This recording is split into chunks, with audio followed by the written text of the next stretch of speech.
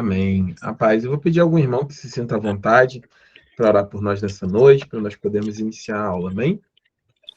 Eu vou orar, amor. Amém.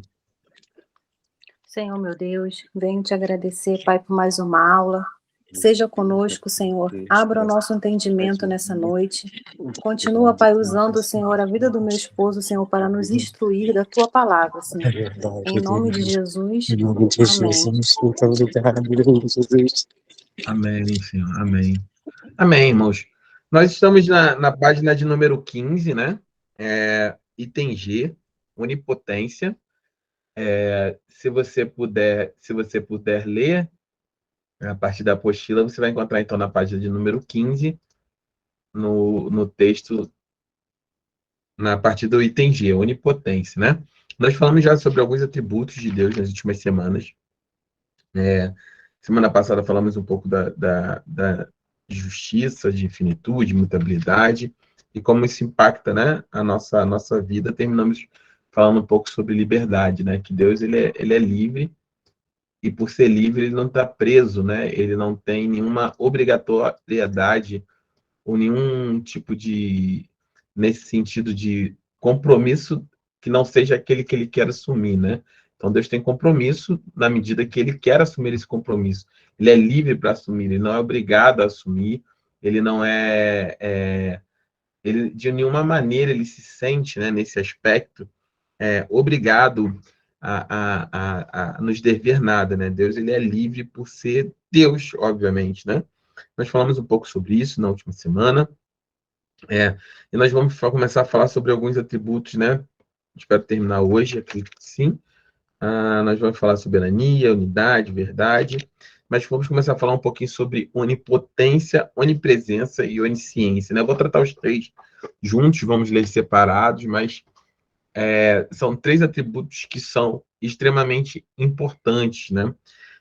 São extremamente, vamos dizer assim, característicos, né? Isso do Deus a quem nós servimos, né? Servimos.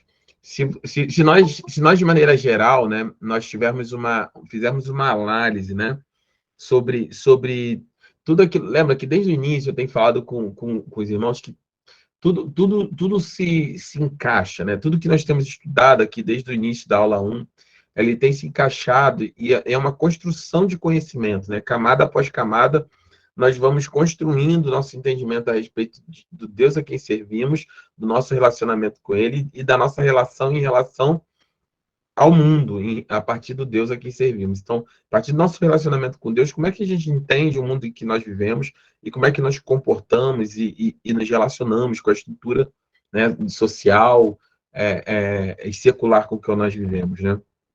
Então, onipotência, onipresença e onisciência é bastante interessante, né? Porque o nosso Deus, o Deus, né? O nosso Deus, a gente vai ver os nomes de Deus, Deus Yahvé, né? O Senhor, de todas as coisas, né? O Senhor a quem nós servimos, ele tem nessas três características algo muito peculiar, né? Porque se você for observar e você tiver um mínimo de conhecimento a respeito de outras religiões, de outras crenças de maneira geral, e obviamente não estou falando do cristianismo, né? E aí de cristianismo nas formas que ele se apresenta, você não vai encontrar em nenhuma outra crença, né, ou nenhum outro tipo de crença, nenhum Deus que traga ou que faça essa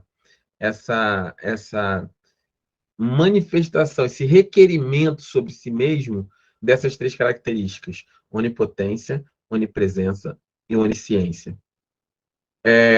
Na grande maioria das religiões, se nós considerarmos a grande maioria, né, via de regra, Paz Flávia, via de regra, nós vamos ter sempre um Deus que tem poderes, normalmente tem atributos ou atribuições, mas que sempre ele é limitado de alguma maneira naquilo que ele faz, né? Então, o que eu estou dizendo? No panteão, por exemplo, egípcio, né? Você tinha um Deus da fertilidade, você tinha um Deus da da fecundação, você tinha um deus da chuva, um deus do sol, um deus dos animais, um deus sei lá, da floresta, qualquer um deus aí que você queira escolher, deus da cura, né, um deus do inferno, enfim, você pode olhar sobre qualquer prisma, né, obrigatoriamente, mas esses deuses, posto que se você tem em um deus, por exemplo, a existência de um deus da plantação e no outro deus, o deus da chuva, você subentende que um deus tem o poder da plantação, logo, por uma questão lógica, se ele é o deus da plantação e tem um outro da chuva, logo ele não tem o poder da chuva. Concorda? Então, ele é limitado em termos de poder, em termos de a onipotência é um atributo que somente o Senhor tem requerido para si ao longo do tempo. É muito interessante se a gente for expandir esse entendimento para religiões egípcias, para o panteão grego, para o panteão romano, para o panteão nórdico, né? A gente vê lá os deuses, quem gosta de, eu já falei algumas vezes, né? Filmes da Marvel, né? Vê lá, sei lá, Odin, Thor, enfim, a metodologia nórdica de maneira geral. Você sempre vai ver deuses, por exemplo, e aí uma brincadeira aqui, porque eu estou falando de mitologia me referindo a um filme, né? Obviamente, mas aqui acho que está talvez mais vivo, né, na memória de todo mundo, por ser uma questão que as pessoas assistem, gostam, enfim. Mas, por exemplo, você vê, por exemplo, os deuses nórdicos, Odin, Thor, eles são seres poderosos, deuses apresentados como se fossem deus, porém, eles, por exemplo, não são onipresentes, né? Eles não estão em todos os lugares, né? A sua presença não está em todos os lugares, né? Da mesma maneira, né? Da mesma maneira de que nós, por exemplo, né, vemos a maioria dos deuses, por exemplo, muitas das vezes na sua mitologia, e você pode também aplicar diversas delas, com dúvida a respeito de questões, ou oscilando, né, a respeito de alguma resposta, a respeito de algum tipo de conhecimento, quando a Bíblia declara que o Deus que nós servimos, ele é onisciente, né? Deus nunca tem dúvida, né? Eu já falei sobre isso. Deus, a sabedoria de Deus traz um atributo muito forte, muito poderoso para Deus, que é o seguinte: Deus não pensa, Deus simplesmente sabe, né? Deus não precisa entender ou decidir o que é melhor para a Vanessa, para a Verônica, para o Jorge. Deus não precisa pensar a respeito disso. Deus sabe o que é melhor para mim, o que é melhor para você, o que é melhor para a Vanessa, o que é melhor para a Verônica, o que é melhor para o Jorge. Então, essas características, elas são muito próprias do Senhor, né? E ao longo do tempo, né? E a gente pode estender isso de maneira muito mais profunda, como, por exemplo, o Deus a quem servimos, né? O Deus cristão, né? Ele é o único do ponto de vista teológico, né? Que ele estabelece, por exemplo, o nosso Deus, ele é antes de todas as coisas. Ele é o princípio criador de todas as coisas. Deus, Jesus, né, em Apocalipse fala, olha, sou o alfa e o ômega, o princípio e o fim de todas as coisas. Ele é antes de todas as coisas. Não por coincidência, né, quando o Senhor se revela a Moisés na sarça ardente, Moisés, ele fala, olha, tudo bem, eu entendi que você é o Deus de Abraão, de Isaac e de Jacó. Eu entendi que você é o Deus que tem a aliança com meus antepassados. Mas eu preciso saber em nome de quem eu vou lá. Eu vou lá falar com o faraó, ok. O faraó é o Deus, acho que era Sol, se não me engano. O faraó tinha esse atributo. Eu vou lá falar com ele, e lá tem muitos deuses, e eu preciso simplesmente dizer o seguinte, em nome de qual Deus eu estou indo, porque lá tem Íris, tem Osíris, tem um monte de coisa. E aí o próprio Senhor, ele se declara, né, de uma maneira muito profunda, ele fala, olha, Moisés, você vai lá e você vai dizer que você está indo em nome do grande eu sou. Essa declaração do grande eu sou, ou Iavé, é o Senhor, ele se declara o eu sou. Deus é todas as coisas. O que ele está dizendo de maneira direta, no Egito, o meu povo está acostumado a conviver, por exemplo, lá tem deuses para chuva, deuses para fertilidade, deuses para procriação, deuses para vida, sei lá, financeira, Deus para vida, para colheita, Deus para tudo. Diga, meu povo, que a partir de agora eles não precisam se preocupar, porque o eu sou está com eles. O Deus que é todas as coisas, o Deus que existe por si só, é aquele que existe e subsiste por si mesmo. Então, o que o meu povo precisar a partir de hoje, se você precisa de colheita, eu sou o Deus da colheita. Se você precisa de vida financeira, eu sou o Deus que vai cuidar da sua vida financeira. Se você precisa de prosperidade, eu sou o Deus que cuida da sua prosperidade. De cura, eu sou o Deus da sua cura.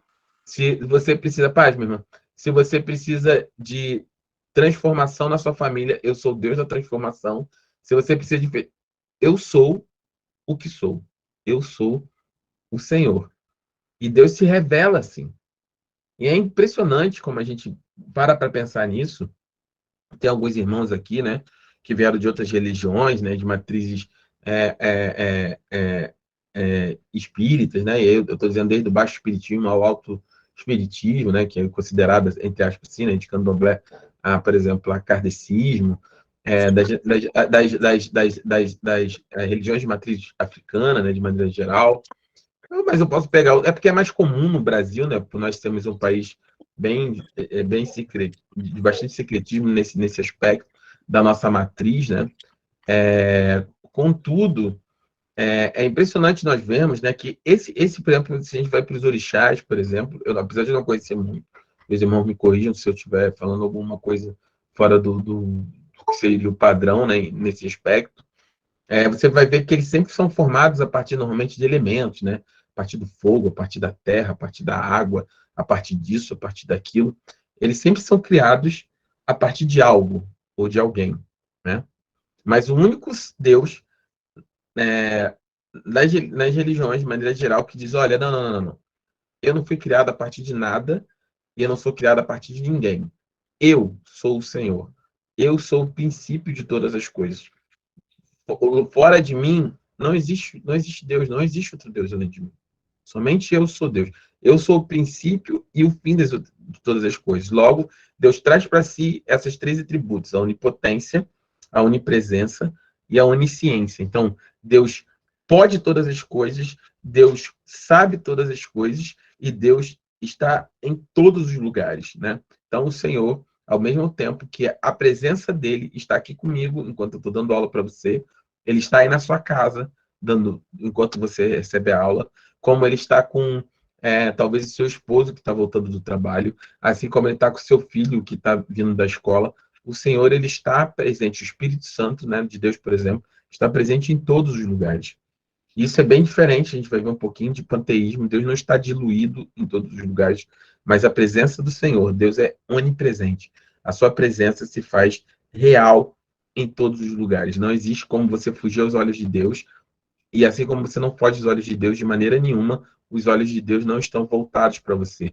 O Senhor conhece a seu respeito, ele está atento às suas estruturas. Então, onipotência, onisciência e onipresença, elas são características exclusivas dentro dessa estrutura religiosa, das mais diversas, por exemplo, ao Senhor. Deus requer isso.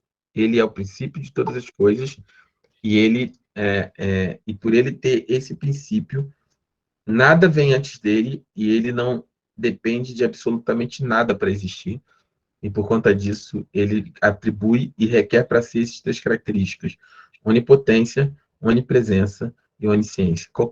Do ponto de vista cristão, qualquer um que encaixe-se nessa estrutura, onipotente, onisciente e onipresente, é Deus. Então, por isso, nós reconhecemos o Senhor como Deus, e o nosso Deus como o Senhor de todas as coisas. Tá claro até aqui em relação a isso também? Ok. Flávia tinha levantado a mão, eu não... Amém. Amém. Pastor. Amém. Paz, Nádia, paz mesmo, paz, Fabiane, Querido. paz, meus irmãos. A Viviane levantou a mão. Manda ver, Viviane, vamos lá. Tá, boa noite, pastor. Boa noite. Eu queria colocar só uma coisa, né, que eu acho que é uma grande questão dentro das religiões espíritas, né, sejam candomblé, o kardecismo, e tudo mais. Para o candomblé, também existe Deus, Uhum. né? Que não é o nosso Deus da Bíblia, Uhum. tá? Mas existe um engano e muitas questões em torno disso, porque, embora eles tenham, assim como o senhor falou, o Deus da água, o Deus da fartura, o Deus da prosperidade, o Deus do fogo, né? Eles têm também um Criador. Uhum. E aí, muitas vezes, os meus questionamentos eram assim, mas isso é de Deus? E aí eles, claro, porque Deus está em tudo. E aí, quando você vai ler a Bíblia, né, é que você percebe que não pode ser o mesmo Deus. Porque se Deus se revelou através da palavra, e é muito claro quem ele é através da palavra, né? É muito diferente do que eles apresentam. É a mesma questão que outro dia me perguntaram sobre o kardecismo. O kardecismo é uma religião cristã? Aí eu respondi, eu não acho. A começar que na palavra está escrito que a gente não deve falar com mortos, né? Então, são muitos enganos que eu acho que tem nessas religiões sobre quem é Deus, de fato, né? Porque poucas dessas pessoas, assim como eu também, nunca tinha lido a Bíblia, né? Então, só para deixar isso bem claro, porque às vezes as pessoas comentam assim, lá também tem Deus. Sim, mas é que Deus, né? Porque quando a gente fala de Deus, aqui no Brasil principalmente, que é um país, né, católico, né, na sua maioria, a gente está falando do Deus da Bíblia, né? Então, só para fechar isso aí com o que eu sei. Não, tudo bem. É importante a gente. Vamos lá. Muito boa a colocação, Viane. E a gente precisa. Vamos segmentar aqui tudo que você falou para a gente ir colocando as coisas nos seus devidos lugares, né? Nesse aspecto. O primeiro ponto, né, sobre isso, algumas aulas para trás, eu não sei se vocês lembram, já não sei quantas aulas, né, mas foram uma das aulas iniciais, para a quarta aula, quinta aula. Nós falamos um pouco, lembra que eu dei até o exemplo das tartarugas marinhas sobre isso? Não sei se você estava presente nessa aula, Viviane chegou a ouvir sobre isso. Quem estava presente aqui, não sei se vocês lembram. Eu lembro que as tartarugas, elas vão ao encontro do mar. Exatamente. Você estava, Viviane? Desculpa, eu não sei se você estava presente. Eu não vi. Não lembro. Que eu dava um exemplo do Projeto Tamar, era exatamente sobre o Projeto Tamar. Mas Sim. vem isso. Então, é só para deixar claro, é por isso que é o que eu estou falando sempre. Nós sempre vamos construir camadas de conhecimento, né, ao longo dessas aulas que são importantes conforme a gente vai avançar no estudo sistemático aqui. Mas de maneira objetiva, Viane, que eu estava colocando naquele dia, era só um exemplo, né, uma ilustração, que você conhece o projeto Tamar, obviamente, né? É um projeto famoso, né, da criação de tartarugas. E eu questionava, né, colocava como exemplo naquele dia o seguinte: as tartarugas, quando elas nascem, né, elas correm para o mar, certo? Elas correm. Você tem vários vídeos sobre isso. Elas simplesmente correm para o mar. E o questionamento que eu fazia era: o que faz as tartarugas correrem para o mar e não correrem, por exemplo, para o mato e não correrem para a estrada? Já se questionou sobre isso, Viviane, por exemplo? Não. Concorda? Deixa o microfone aberto, que eu vou te inquirir várias coisas como a gente está nesse diálogo. Então, é uma questão de instinto, né? Mas você concorda comigo que, se a gente pegar na essência, a tartaruga nunca viu o mar? Essa tartaruga nunca viu o mar. Ela sabe que ela precisa ir para o mar. Por instinto, ela busca algo que ela nunca conheceu. Ela acabou de nascer, ela não sabe o que é o mar. Ela nunca foi para o mar. Instintivamente, ela busca o mar porque ela sabe que ela precisa ao mar por uma questão de sobrevivência. E isso é o que faz ela correr para o mar e não correr para o mato, por exemplo. Você pegar essa mesma tartaruga e você colocar ela num deserto, por exemplo, na hora que ela nascer, ela vai morrer tentando achar o mar. Ela vai morrer tentando achar o mar, porque ela instintivamente, ela sabe que ela precisa correr para a água. É sobrevivência. E eu fazia uma comparação do seguinte: o homem, ele nasce com esse mesmo instinto. Ele precisa correr para Deus. Ele tem um vazio no peito dele do tamanho de Deus. Assim como a tartaruga precisa para o mar, a gente precisa de Deus. E tanto é verdade que, se você olhar, a gente tem 7 bilhões de pessoas no mundo, a grande maioria, mais de 90%, ela declara Deus de alguma forma. Eu não estou entrando no questionamento de religião. Deus de alguma forma. Hinduísta, budista, kardecista, cristão, a maioria da população, ela é a regra disso que eu estou falando. Mostra que o homem nasce com uma necessidade de Deus. Ateístas são poucos, assim, dentro do universo geral da população. Então, na nossa percepção cristã, o homem nasce com essa necessidade de Deus. E o diabo tem colocado, oferecido alternativas para as pessoas para tentarem preencher esse vazio que elas têm. Muito provavelmente era a sensação que você, por exemplo, tinha, e a gente já conversou outras vezes, e você, por exemplo, expressa, é que você tinha uma necessidade, você tinha um vazio, você tinha uma busca sua, inerente a você, ninguém te ensinou, era seu, instintiva, e que você não se sentia preenchido em nenhum dessas outras buscas. Encontrava uma outra resposta, mas nunca era satisfatório o suficiente. Até que você descobriu algo diferente. Quando você encontrou a Cristo, uma experiência pessoal sua, única, mas mesmo assim você encontrou a Jesus, como nós encontramos, esse vazio que somente Deus pode preencher, foi preenchido. E isso mudou a sua vida. As pessoas, de maneira geral, elas vão passar a vida inteira e nunca vão encontrar o mar. Assim como as tartarugas, elas vão morrer procurando. Por isso que nosso papel é importante de compartilhar do evangelho. Dizer, olha, esse vazio que você está sentindo só pode ser preenchido por Deus. Então, tudo aquilo que preencher o seu vazio, esse vazio é Deus. Porque eu tenho a certeza absoluta que somente um único Deus é capaz de preencher esse vazio, que é o Senhor Jesus. Mas ninguém é capaz. Que Ele é o Deus verdadeiro. Então, tudo aquilo que é. Quem é o verdadeiro Deus? É aquele que é onipotente, é onisciente, é onipresente e é capaz de preencher esse vazio no seu coração. Quem preenche esse vazio é Deus. É isso. Então, essas outras religiões, elas são, no meu ponto de vista, um engodo, né? Um paliativo, uma distração que o diabo, ao longo do tempo, distorceu, vendo, olha, eu não posso brigar contra essa realidade. A realidade é, o homem nasce com um vazio no coração de tamanho de Deus, e ele vai buscar Deus. Então, o que eu posso fazer para atrapalhar essa busca? Vou dar várias opções. Está aqui, ó. Um monte. Você quer Deus? Você tem um monte de deuses aqui. Os falsos deuses, né? Exatamente. Isso já é Os claro. limitados, né, pastor?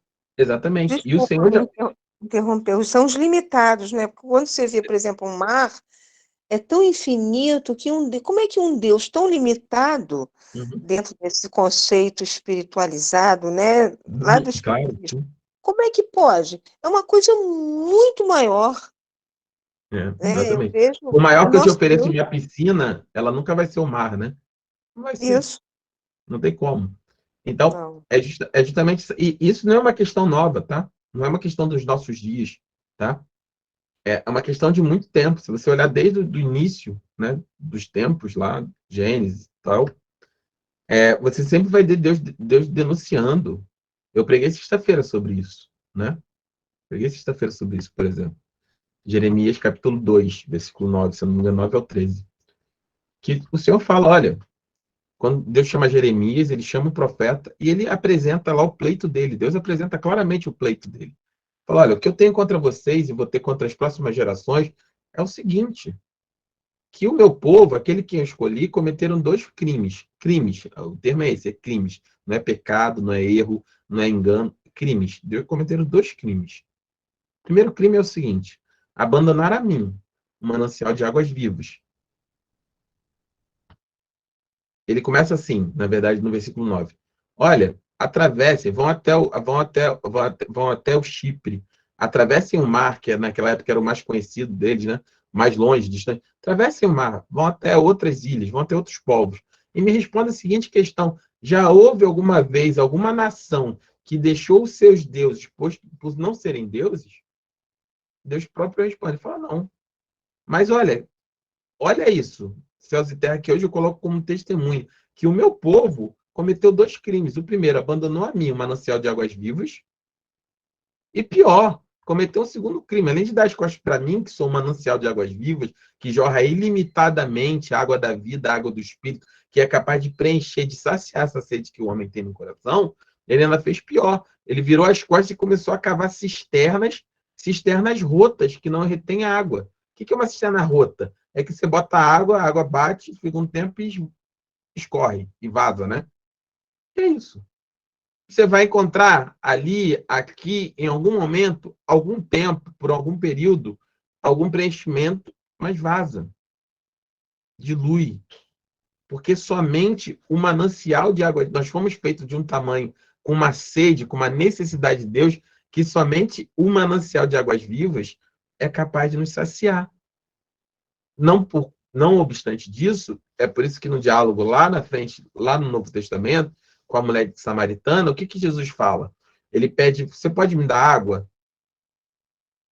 Aí vem aquele discurso de água, mas você está falando comigo, você é judeu e tudo. E Jesus fala, olha, se você soubesse realmente quem eu sou, você em vez de ser a discussão de água, você que me pediria a água que eu tenho para te dar, porque você nunca mais teria sede. Porque nós, seres humanos, nós nascemos com sede de justiça, nós nascemos com sede de ser amados, nós nascemos com sede de termos um propósito, nós nascemos com sede de termos paz em nossa vida. Nós temos várias sedes dentro da nossa estrutura. E somente o manancial de águas vivas, ele é capaz, por ser todo-poderoso, por ser onisciente e ser onipresente, é capaz de saciar todas essas sedes ou todo esse espaço que o homem tem dentro do seu coração. Então, apresentar, como o Viviane colocou, por exemplo, no candomblé tem um criador. É de Deus? É de Deus. Por quê? Porque Deus está em todas as coisas. Nós não cremos assim. Isso não é onipresença. Isso aí é panteísmo.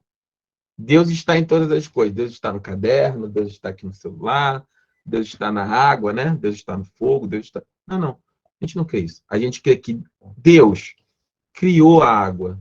Deus criou o caderno, né? A celulose, né? A árvore, o caderno. Deus, ele é o princípio de criador de todas as coisas. Ele não está diluído em todas as coisas, né? Ele não está dissolvido. Ele não é uma entidade etéreo e diluída. Não, o nosso Deus tem boca e fala, tem olhos e vê, tem ouvidos e ouve. O Senhor está com os ouvidos dele inclinados para ouvir as suas orações. A palavra diz que o Espírito Santo intercede por nós quando nós não sabemos que orar, como orar. Que ele nos convence do pecado, do juízo. Que Jesus está à porta do seu coração e ele bate. Apocalipse 3:20, se você abrir a porta, ele entra e ceia com você, ele faz morada. Eu estava conversando isso esses dias com uma pessoa, e estava conversando também com a Flávia, a missionária Flávia, está aqui na nossa sala aqui.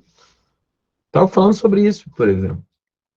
Que é impressionante, eu não sei se vocês testemunham isso, se vocês testemunham, digam um amém, ou abram o microfone, fiquem à vontade.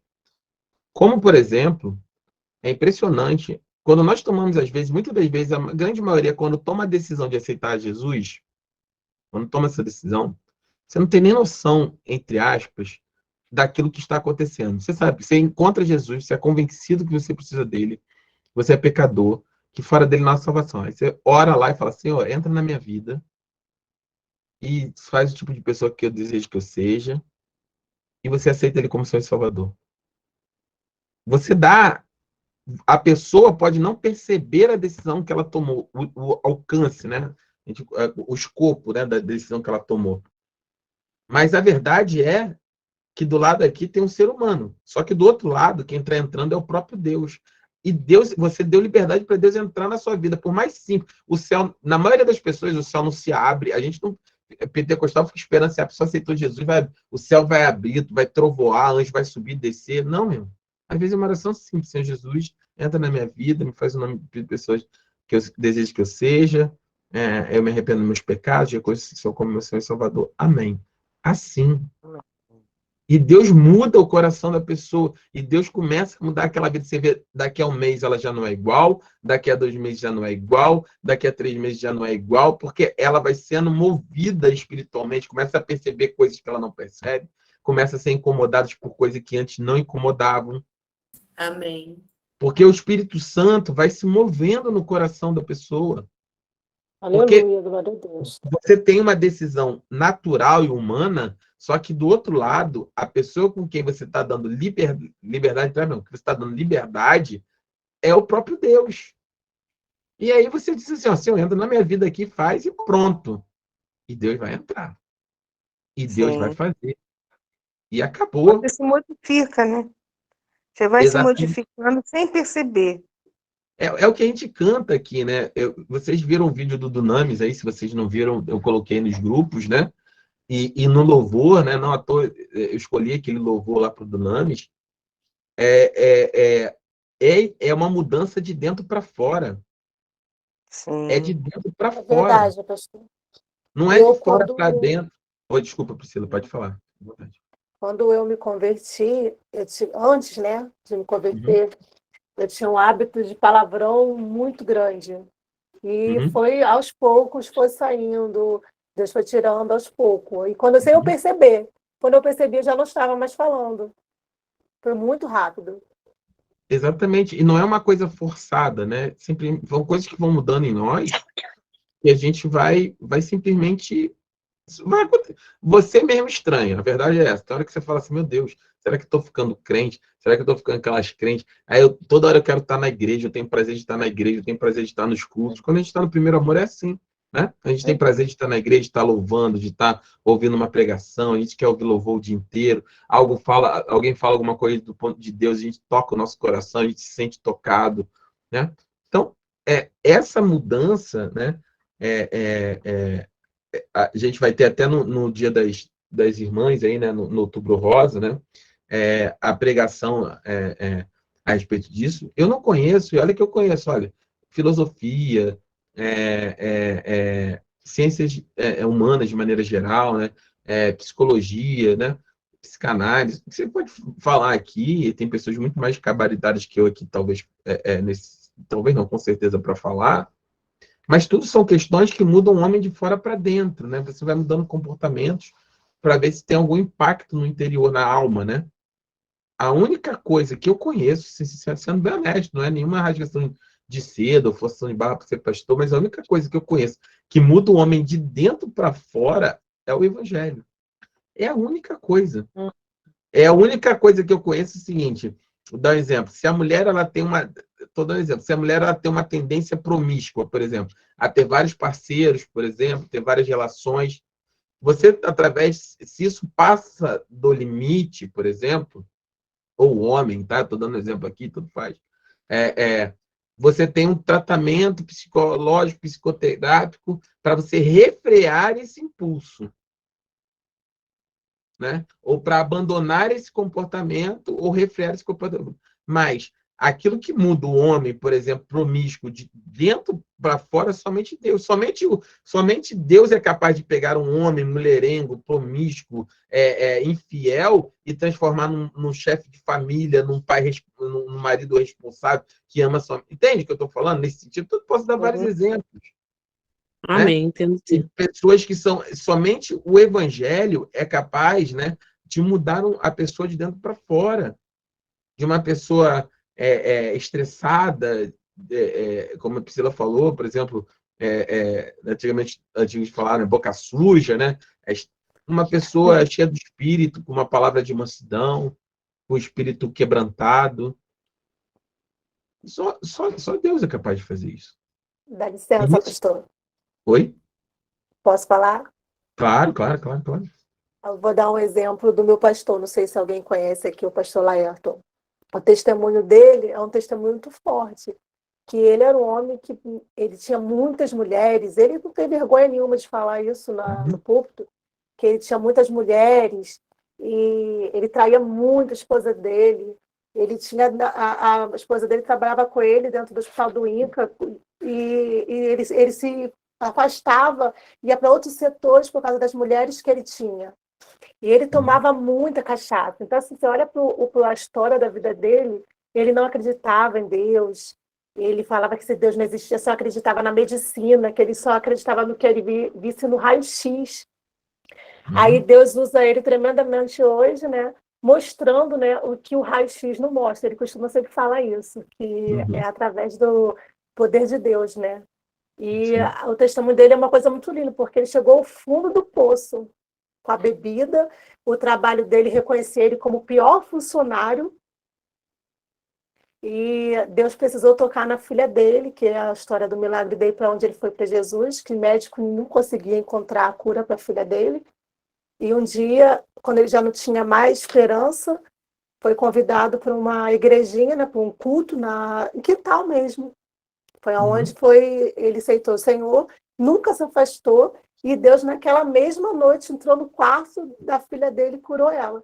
Ela já estava magra, já o casamento destruído, que ele fala, né, que quando ele falava já assim, olha, com a esposa dele, quando a filha morresse, eles iriam se separar. Aí Deus muda toda a história dele, entra naquele quarto, liberta a filha dele hoje, para a honra e glória do Senhor, né? É um milagre, está viva, tem a família dela. Então, assim, é esse o Deus, né, que transforma de dentro para fora, que faz aquilo que ninguém espera nada, faz um milagre na vida dele. E depois ele foi reconhecido no trabalho dele como homem de Deus. Amém. E tem, né? A gente fala, obviamente, esses testemunhos são impactantes, né? São muito fortes nesse sentido, mas eu sempre gosto de falar também, assim, existem testemunhos, né? E que às vezes não são dados, são testemunhos silenciosos, mas que são tão poderosos quanto, porque tem muitos de nós que nem têm uma vida, não somos ex-nada, né? No sentido assim, ex-beberrões, ex-mulherengos, ex-cachaceiros, ex-traficantes, ex-nada. Mas que a gente tinha uma tristeza, uma solidão no nosso coração, um vazio existencial, e muitos de nós tinham boa vida, boas condições, boa estrutura, bom ensino, assim, teoricamente, uma vida... tipo, você não estava arrasado no fundo do poço, não precisava haver nenhuma mudança, porque externamente estava, entre aspas, tudo no seu lugar, mas a verdade é que dentro de nós não estava. Faltava alguma coisa. Exatamente. E aí como é lindo também quando Deus vem e preenche justamente exatamente, tipo Zaqueu. Porque você fala assim, externamente, cara, tudo bem. Tinha um trabalho, tinha família, tinha um estudo, tinha emprego, tinha mercado, tinha tudo, por exemplo, né? Mas tinha um vazio que era inexplicável. Uma tristeza que não fazia sentido algum, não tinha motivo nenhum. E como Deus vem preenchendo, né? Essa sensação de solidão, essa sensação muitas vezes de não ser suficiente, né? E como Deus vem tratando isso, mostrando o quanto nós somos suficientes, mesmo sendo insuficientes, né, em muitos aspectos. Então, essa é a questão de como Deus ele é poderoso para preencher as nossas vidas, e somente um Deus onipotente, onipresente e onisciente, ele é capaz de efetivamente fazer isso, né? Bem, vamos ler a apostila, a gente vai passar rapidamente, a gente só vai ler esses pontos, e a gente vai para santidade, simplicidade, e terminamos hoje ainda com soberania, unidade e verdade. São bem rápidos os outros pontos. Se alguém puder ler, eu agradeço, por favor. Santidade significa que Deus é separado. Onipotência, desculpa. Entendi. Desculpa. Eu que pedi errado. Onipotência, por favor. Deus pode fazer qualquer coisa compatível com sua própria natureza. Mesmo podendo tudo, o que ele escolhe fazer ou não, tem motivos que só ele conhece. Impacta. A Bíblia está repleta de textos que falam sobre a onipotência de Deus. Gênesis 17, 1. Êxodo 6:3, 2 Coríntios. Não precisa ler as passagens, não, só o texto, depois eu volto nas passagens. Tá bom? A onipotência de Deus tem limites? Sim. Deve ser em três áreas. Né? Limitações naturais, autoimpostas, por definição. Essas limitações não tornam Deus imperfeito. Sua perfeição tem a coerência como fator integrante. A perfeição de Deus não permite que ele se torne imperfeito no uso da sua onipotência. O mais importante é que Deus não pode fazer coisas erradas. Em relação ao cristão, o poder de Deus é principalmente relevante quanto ao Evangelho, a segurança e a ressurreição. Amém. Então, eu vou ler aqui, Gênesis 17, 1, que fala sobre onipotência.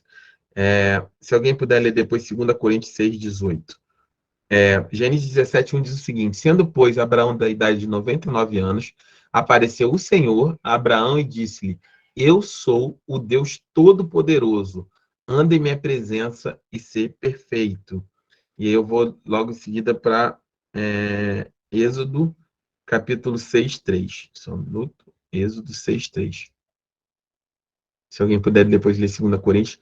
E eu apareci a Abraão, a Isaque e a Jacó como o Deus Todo-Poderoso, mas pelo meu nome, o Senhor, não lhes fui perfeitamente conhecido. Então, ele fala aqui, né? Eu apareci a Abraão, Isaque e Jacó como Deus Todo-Poderoso, mas pelo meu nome, Yahvé, o Senhor, né? Já não lhe fui perfeitamente conhecido. 2 Coríntios 6, 18. 2 Coríntios 16, 18, pastor? 6, não 16, 6. 6, 18. Meia dúzia, 18. Serei vosso pai, e vós sereis para mim filhos e filhas, diz o Senhor Todo-Poderoso. Amém. E lá em Apocalipse, o Senhor diz, Jesus, quando aparece a João, ele diz: eu sou o Alfa e o Ômega, o princípio e o fim, diz o Senhor, que é, que era e que há de vir, o Todo-Poderoso. Amém? Então, Deus é todo-poderoso, onipotente. E aí ele fala sobre as limitações de Deus em 3 áreas, né? As limitações naturais, né? Que são aquelas que são impostas pelas suas próprias características, né? Então, Tiago 1:2, por exemplo, fala... Tiago, não, perdão, Tito 1:2 fala sobre isso. Vou pegar aqui. Por exemplo, em esperança, Paulo serve, carta de Paulo a Tito, né? Paulo, servo de Deus e após Jesus Cristo, segundo a fé dos eleitos de Deus e o conhecimento da verdade, que é segundo a piedade. Aí no versículo 2 ele coloca: em esperança da vida eterna, a qual Deus, que não pode mentir, prometeu antes de todos os tempos dos séculos. Então, uma limitação natural. Óbvio, se Deus é verdadeiro, obviamente, ele não pode mentir, né? Assim como a luz, por exemplo, não pode ser trevas, né? Não é que ela não pode ser limitante, é a sua própria natureza impede que ela seja uma coisa aversa, né? Ao contrário daquilo que ela é, né? Então, Tiago, por exemplo, também no capítulo 1, versículo 13, vai colocar: ninguém sendo tentado diga de Deus sou tentado, porque Deus não pode ser tentado pelo mal e a ninguém tenta, tá? 2 Timóteo 2:13, perdão. Se formos infiéis, esse texto é importante, tá? Marquem esse texto, se vocês puderem, na Bíblia, todos são importantes, mas é um texto que eu gosto muito, que fala, olha, se formos infiéis, ele permanece fiel, pois não pode negar a si mesmo. Então, Deus, ele permanece fiel, 2 Timóteo 2:13, simplesmente porque ele não pode negar a si mesmo, ainda que nós sejamos infiéis. Tá? Então, são limitações naturais. atribuídas à característica de Deus. As autoimpostas, né, são aquelas que o próprio Senhor estabeleceu, né? Por exemplo, aqui, ó, e eu convosco, Gênesis 9, 11. E eu convosco estabeleço a minha aliança, que não será mais destruída toda a carne pelas águas do dilúvio, que não haverá mais dilúvio para destruir a terra. Isso aqui é imediatamente após o dilúvio, né, da arca de Noé. Noé tem o dilúvio e Deus estabelece, né, em relação à aliança dele. Ele nunca mais destruiria a terra, né, a carne, através das águas. Né? Isso ele se autoimpôs essa limitação, né? Ele não vai destruir porque ele prometeu que não destruiria. Tá? É só um textozinho, é uma curiosidade, né? Se quem gosta, não sei se você gosta. No versículo 13 do capítulo 9, que a gente acabou de ler, a gente leu 9, 11, né? No versículo 13, onde Deus cria o arco-íris, né? Parece uma besteira, mas, né, para você gosta dessa curiosidade, Deus coloca o arco-íris e ele diz, olha, e disse Deus, e esse é o sinal da aliança que põe entre mim e vós, e entre toda a alma vivente que está convosco por gerações eternas. Que sinal é esse?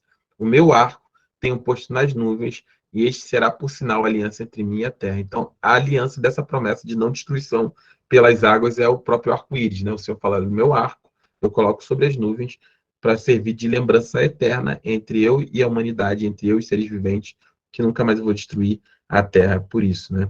E é engraçado como, por exemplo, hoje o arco-íris, que é bíblico, né? Que é um símbolo bíblico de uma aliança, é usado para outros fins que contradizem, né? Aquilo que nós cremos em relação a Deus, né? Por exemplo. Vocês sabiam disso? Tinham visto isso? Tinham tocado isso? Não? Amém. Sim, pastor, eu já tinha lido e fiquei muito feliz por isso. Acho que foi meu primeiro instante assim, de conhecimento, de autonomia, né? Aprendi com Deus mesmo, Amém. na Bíblia. Hoje está sendo, né, um grande movimento, estão usando as cores do arco-íris, né? Infelizmente. Verdade. E as limitações por definição, né? Por definição é o próprio Deus, né? Tipo assim, 2 mais 2 igual a 6. Um triângulo de 4 pontos. Coisas que são anormais, né? Um Deus maldoso, por exemplo. Não tem como. 2 mais 2 é sempre 4, né? É cartesiano, né? Um triângulo tem sempre 3 pontos, assim como Deus é sempre bom, né? Por mais que nós não entendamos os seus planos, as suas colocações, o Senhor é sempre bom, por exemplo, né? Então, são as definições de Deus, né? Se Deus é santo, obviamente Deus não é pecador. Então, as suas próprias definições atribuem essas limitações, né? E aí, ele tem uns textos muito poderosos, né? Em relação ao cristão, o poder de Deus é principalmente relevante quanto? Então, a gente está falando de onipotência. E o que esse poder é relevante para nós? Primeiro, do ponto de vista do próprio Evangelho, né? Romanos, capítulo 1, versículo 16. Porque não me vergonho do Evangelho de Cristo, pois é o poder de Deus para a salvação de todo aquele que crê, primeiro do judeu e também ao grego. Então, qual é a definição de Evangelho, da palavra? Ele é poder para salvação, né? Poder para salvação. É o poder de Deus manifesto para a salvação. Nós somos salvos por meio da palavra, tá? Então, nesse aspecto, ele é poder para a nossa salvação. Também a nossa segurança, né? 1 Pedro 1,5. Deixa eu pegar aqui, 1 Pedro 1,5. Que mediante a fé estás guardado na virtude de Deus para a salvação, já preste para se revelar no último tempo, né? Então, a gente tem, eu vou ler um pouquinho, bendito seja Deus Pai, nosso Senhor Jesus Cristo, que segundo a grande misericórdia nos gerou de novo para uma viva esperança, pela ressurreição de Jesus Cristo dentre os mortos, para uma herança incorruptível, incontaminável, que não se pode murchar, guardar nos céus para vós, e que mediante a fé estás guardado na virtude de Deus para a salvação, já prestes para revelar nos últimos tempos, né? Então, o poder a nossa segurança é que o poder de Deus, ele guarda, né, a nossa herança em Cristo Jesus, que é a salvação. Em 1 Coríntios 6,14 fala sobre a salvação. 1 Coríntios 6,14. E diz o seguinte: ora, Deus que também ressuscitou o Senhor, nos ressuscitará a nós pelo seu poder. Então, a nossa ressurreição, ela é assegurada pelo poder de Deus, que ressuscitou ao Senhor Jesus Cristo. Amém? Alguma dúvida sobre onipotência? Posso seguir? Pode seguir. Amém. Vamos Pode. continuar lendo, então. Onipresença. Vou ler, pastor. Onipresença significa que Deus está presente em todos os lugares. O texto clássico sobre onipresença de Deus é... Eu ainda não consigo identificar as... Não tem problema não. É Salmo 139, Salmo. 7:10. É. Salmo 139, 7:10. Vou continuar, então. Pode Onipresença não é o mesmo que panteísmo, que iguala o universo a Deus. Há distinção entre Deus e a criação, apesar de a sua presença estar em toda parte. Ele não se torna difuso ou transposto pelo universo. Aprendemos com a onipresença que ninguém pode fugir de Deus e que Ele está presente em todas as circunstâncias da nossa vida. Amém. Então, esse é um conceito importante, né? Deus ele não está difuso nem diluído, né, pelo universo.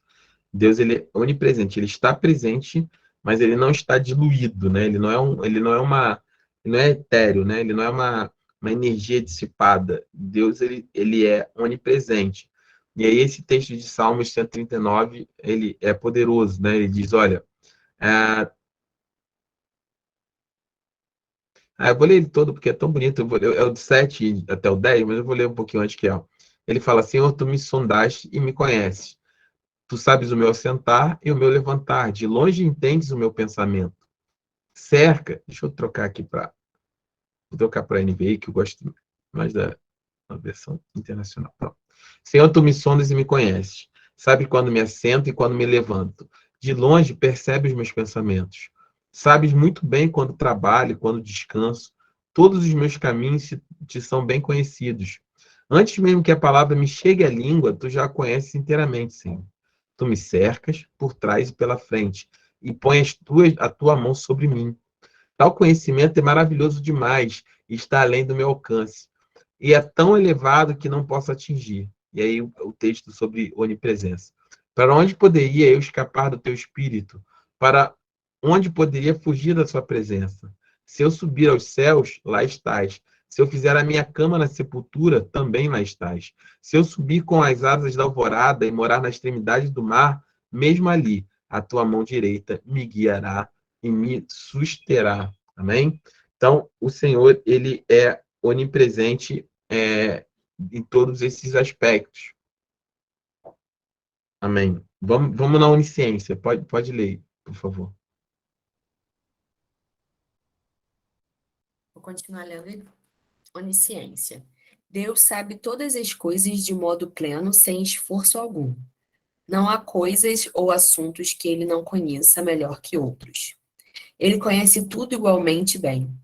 Deus nunca tem dúvidas, nem busca respostas, a não ser quando, de modo didático, inquire os homens para o próprio bem deles. As Escrituras enaltecem o conhecimento ilimitado de Deus. O fato de sabermos sobre a onisciência de Deus deve nos trazer segurança, conforto e sobriedade. Amém. Então, a onisciência, ele é um atributo que ele deve nos trazer segurança, conforto e sobriedade. Deus, ele conhece tudo, e conhece tudo muito bem. Ele nunca tem dúvida, não busca resposta. A gente já falou sobre isso aqui em alguns aspectos. Nesse mesmo Salmo 139, no versículo 16, fala, olha, os teus olhos viram o meu embrião, e todos os dias determinados para mim foram escritos no teu livro antes de qualquer deles existir. Deus, ele conhece todos os nossos dias. O Senhor já nos viu como embrião ainda na barriga da nossa mãe, né? Ele conhece cada um dos nossos dias, cada uma das situações da nossa vida, e o Senhor é conosco em todas elas, né? Salmo 147, no versículo 4, diz, ele determina um número de estrelas e chama cada uma pelo seu nome, né? vou voltar um pouquinho, ele fala assim, olha, o salmista começa, aleluia, como é bom cantar louvores ao nosso Deus, e como é agradável e próprio louvá-lo. O Senhor edifica Jerusalém, ele reúne os exilados de Israel. Só ele cura os de coração quebrantado e cuida das suas feridas. Ele determina o número das estrelas, de cada uma chama pelo nome. Grande é o nosso soberano e tremendo é o seu poder, e é impossível medir o seu entendimento. Essa alusão das estrelas, né, faz alusão a Abraão, lembra? Quando Deus chama Abraão, fala, olha, sai da tua tenda, né, olha as estrelas, né, olha as areias. Se você puder contar a sua descendência. E Deus conhece cada um, né, daqueles que são da descendência de Abraão, né? Primeiro os judeus, e nós, através de Jesus Cristo, fomos feitos filhos de Deus, né? Então Deus conhece absolutamente tudo a seu respeito, né?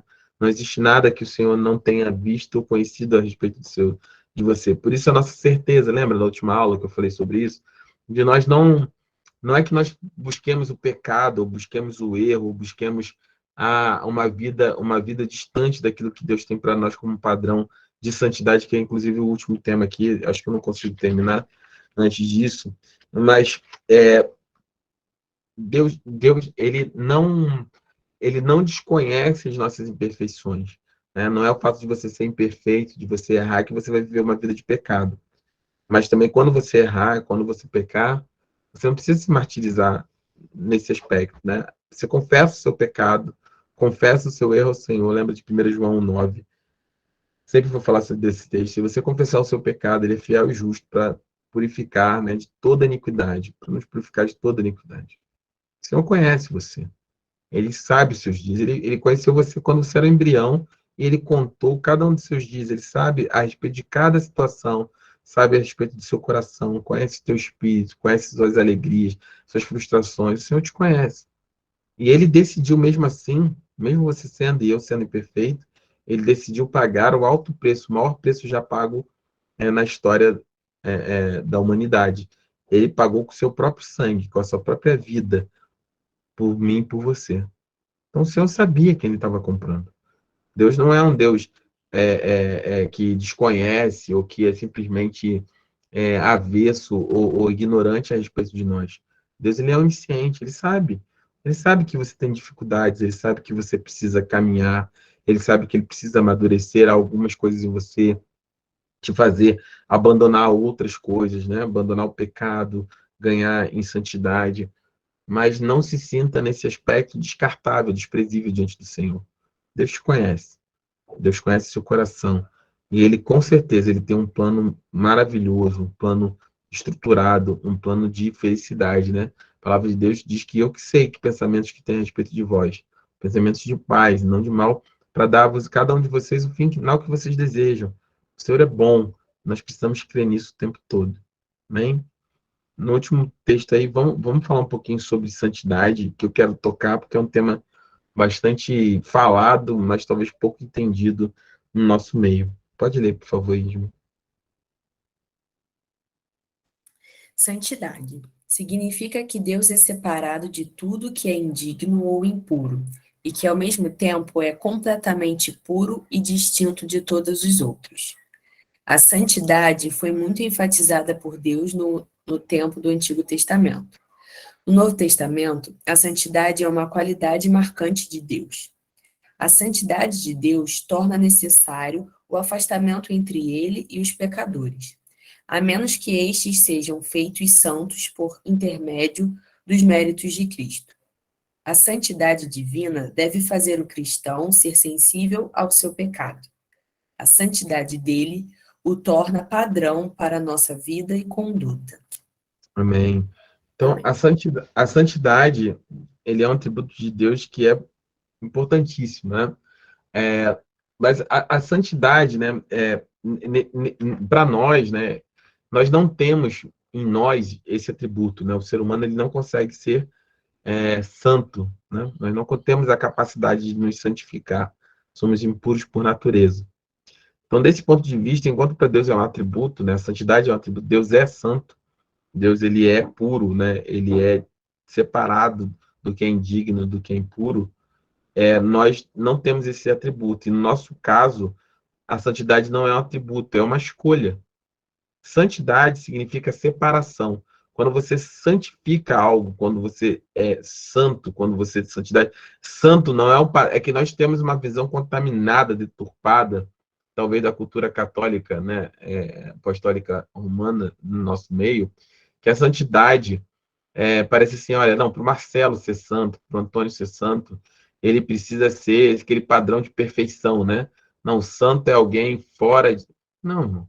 Santo é alguém que é separado. Separa, você separar a sua vida do pecado, separar a sua vida daquilo que não dignifica o Senhor, abandonar velhas práticas, ainda que você não seja perfeito, você viver em santidade é você viver sua vida separado para Deus, né? Separado para o Senhor em relação a tudo aquilo que cerca e que contorna a sua vida, né? Às vezes a gente tem essa percepção de que a santidade é como se fosse, assim, fosse um atributo, né? Como fosse um... O que eu estou dizendo é o seguinte: descesse sobre nós um bálsamo de santidade, ou um derramar de santidade nesse sentido. Não, irmão. A santidade quanto mais você conhece a respeito de Deus, se aprofunda na sua palavra, estabelece um relacionamento pessoal com o Senhor, é uma escolha diária, minha e sua, nos separarmos, sermos santos ao Senhor.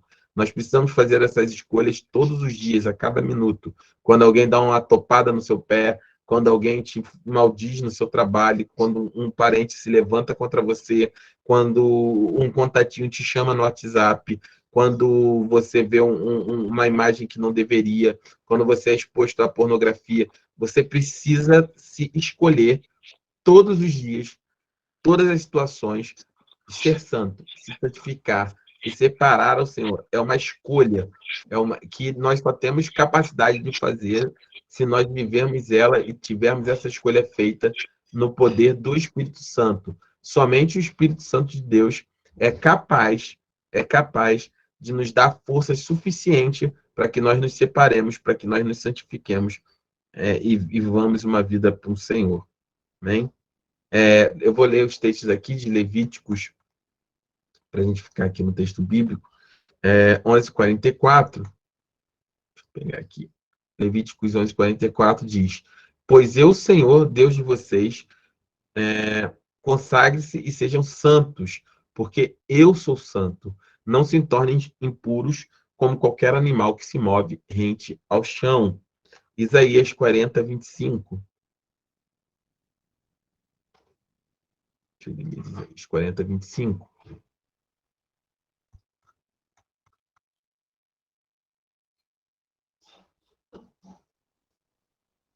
Com quem vocês me compararão? E quem se assemelha a mim? Pergunta o santo. O Senhor é santo. A santidade de Deus no Novo Testamento. Eu vou ler 1 Pedro, só para a gente não ficar entrando em todos os textos, você pode ler depois. 1 Pedro 1, versículo 15. Mas assim como é santo aquele que os chamou, sejam santos vocês também em tudo o que fizerem. Pois está escrito, e aí Pedro cita Levíticos 11:44, sejam santos, porque eu sou santo, o Senhor é santo. Apocalipse 4:8. Cada um deles tinha 6 asas e era cheio de olhos, tanto ao redor como embaixo das asas. Dia e noite repetem sem cessar, os querubins, né? Santo, santo, santo é o Senhor, o Deus Todo-Poderoso, que era, que é e aquele que há de vir, né? A santidade divina deve fazer o cristão ser sensível ao pecado. Deus não se associa com aquilo que não é santo. Isaías 6:3. E proclamava uns aos outros: Santo, Santo, Santo é o Senhor dos Exércitos, a terra inteira está cheia de sua glória.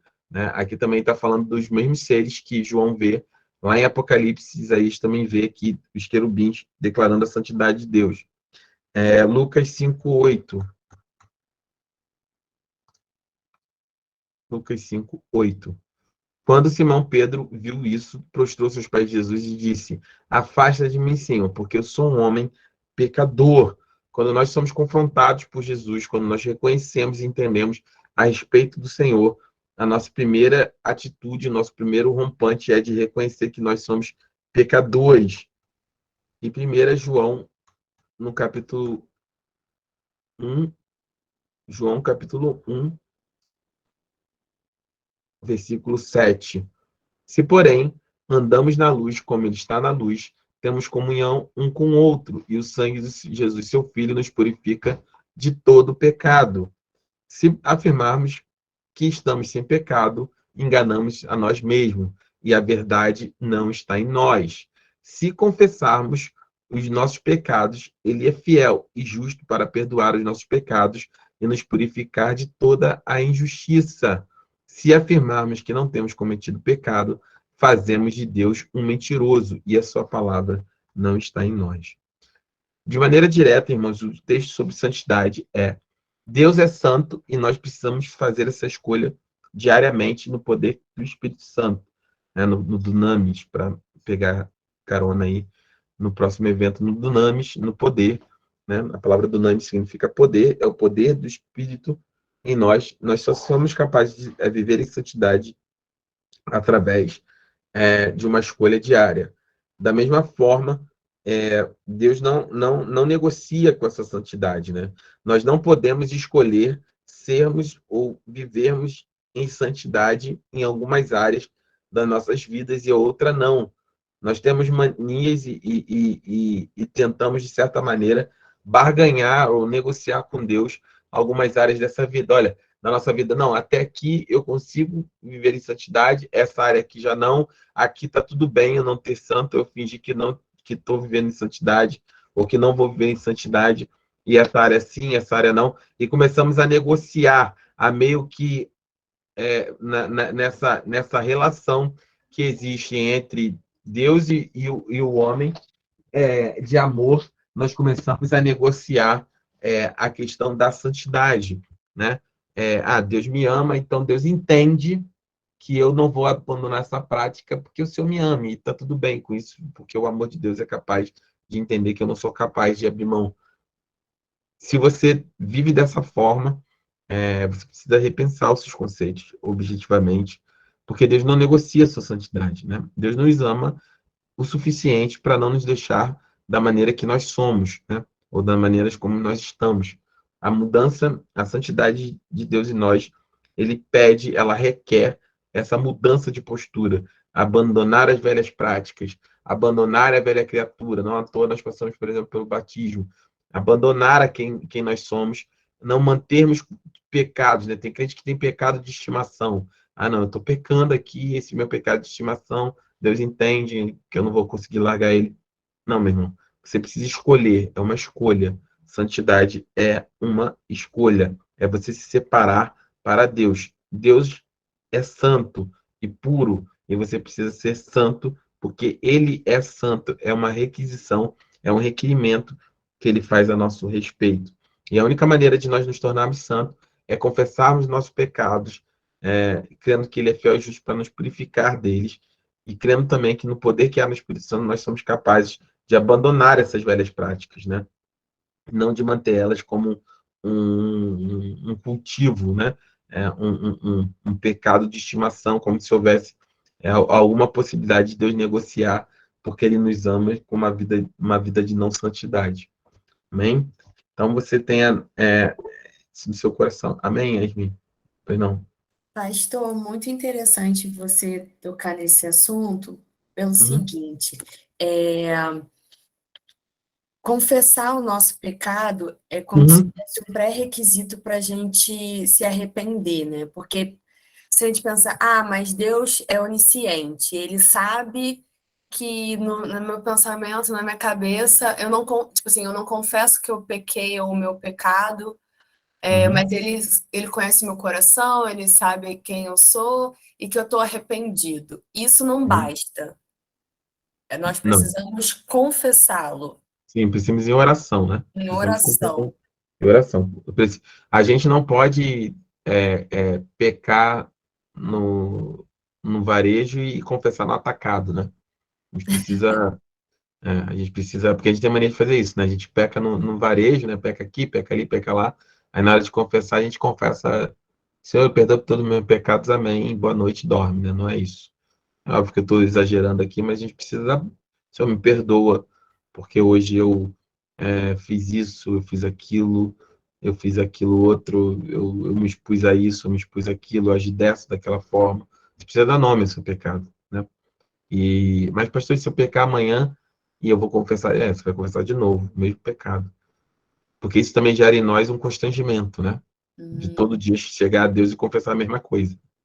Sim. Então, né, mais ou menos no relacionamento, lembra sempre que a gente está falando de relacionamento, obviamente, exponencialmente catalisado pela presença de Deus, mas imagina que você tivesse um amigo, namorado, alguém, e aí que a pessoa sempre errasse com você e você chega, olha, me perdoa, você perdoa, me perdoa, você me perdoa, me perdoa, você perdoa. Né? Nós, humanamente falando, tem uma hora que a gente dá um basta, só que Deus não dá esse basta, né? Porque ele nos ama, né? E aí, nesse sentido, aí que fica mais constrangedor, né? Porque aí começa a ser aquela pessoa, é como se fosse aquele amigo muito gente boa, que você sempre vacila, e você já não tem mais cara para falar com a pessoa, porque sim, você tá nítido que o vacilão da história e a pessoa que está errada na história é sempre você, né? E esse confessar, né, de pecados, né, ele gera em nós arrependimento, né, para abandonar as velhas práticas, né? Porque se nós não confessamos, né, a gente meio que também não fica atento efetivamente ao pecado, né? A gente vai ficando ali meio que ele vai corroendo a nossa consciência, né? Ele vai ficando meio que ali esquecido, não, tudo bem, não aconteceu nada, né? É igual ultrapassar o sinal vermelho, né? Se você começa a dirigir, você ultrapassa a primeira vez, dá aquela avançadinha, você não é pego, você em outras ocasiões você faz também, e aí fica tudo bem, né? Daqui a pouco você está avançando todos os sinais vermelhos, né? Sim. Pecado é mais ou menos isso, né? Quando você faz algo que você não, você espera, no primeiro impacto você espera uma correção, você espera uma cajadada, né? Algo, e, efetivamente, na maioria das vezes não vem. E aí você faz de novo, daqui a pouco você está fazendo toda hora e se torna comum, e aí você torna um pecado recorrente, né? Isso é um perigo para o cristão, né? Porque através disso você abre muitas outras brechas, espiritualmente falando, para a sua vida. Amém? Amém. Amém? Então, bom, é isso por hoje. Na próxima semana nós falamos sobre os últimos três: simplicidade, soberania, unidade, verdade, e por fim nós entramos no estudo de número 4, o nome de Deus. Amém? Vocês têm alguma dúvida em relação ao que foi explicado hoje? Querem colocar alguma coisa?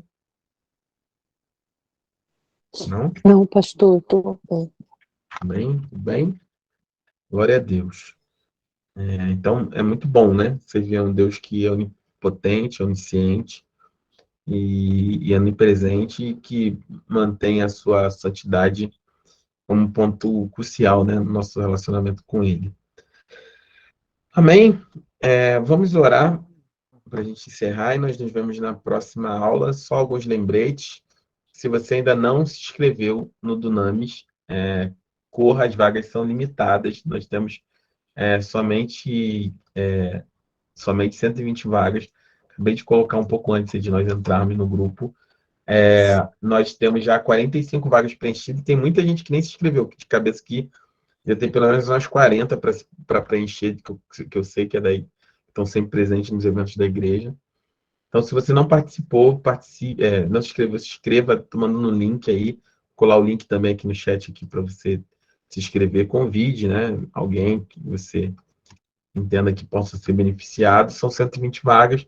Nós vamos estar fazendo o Dunamis no dia 15, né, do 15 de novembro desse ano. Amém? Amém.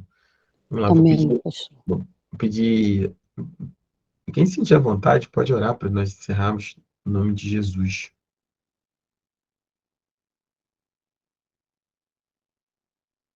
Não?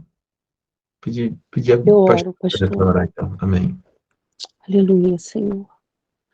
Senhor Deus, nós te agradecemos, Pai, pela essa aula, Senhor, maravilhosa, fazendo, Senhor, nos entender, Senhor, a sua verdadeira palavra, Pai.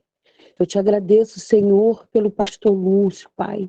Eu aqui, Senhor, olhando ele, vejo tanta coisa, Senhor. Tanta unção, tanto conhecimento da palavra. Deus, que o Senhor possa, Senhor, ficar, Senhor, ao nosso lado todos os dias da nossa vida, porque precisamos de Ti, Senhor. Somos dependentes da Sua misericórdia e Te agradecemos, Senhor, todos os dias da nossa vida, ó Deus, por todas as coisas.